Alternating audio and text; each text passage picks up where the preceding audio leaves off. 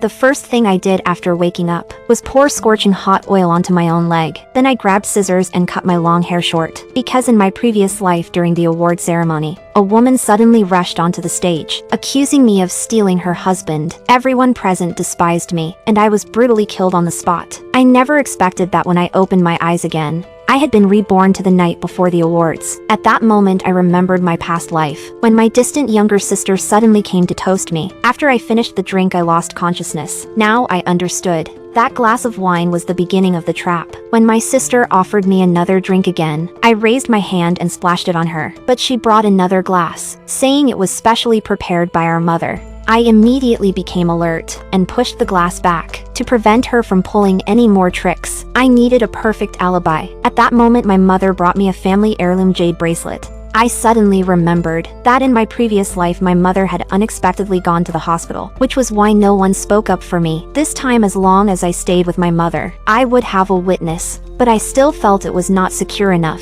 When I saw a server pushing a cart of hot soup, I suddenly rushed over and deliberately knocked it over, splashing boiling soup onto my leg. My mother panicked and immediately wanted to take me to the hospital, but we unexpectedly ran into reporters at the door, worried that a late-night hospital visit would turn into gossip news. I immediately changed plans and called a family doctor instead. Looking at the security cameras at home, this time I was fully prepared, but that night my mother planned to sleep next door. I quickly acted spoiled and begged her to stay, yet I still felt it was not safe enough. So I secretly slipped into the bathroom and used scissors to cut my long hair unevenly. This secret was known only to me. The next day at the award ceremony, when I held the trophy again, the woman who accused me rushed onto the stage just as expected. Fortunately, I was already prepared and dodged her slap. I stated that making accusations without evidence was slander, but she immediately released that intimate video. I calmly pointed out that I had never been to the room shown in the video. Then I revealed my bandaged injury and said my mother could testify, but my mother said she had gone to bed early the night before. I felt extremely panicked, yet outwardly I remained calm and composed and continued to present key evidence. But my sister's group still refused to give up, saying the injury could not prove my innocence. At that moment, the video suddenly switched to a close-up, shockingly showing an identical burn on my leg. They believed this time they had successfully framed me. But then I said, I still had one piece of evidence that only I knew about.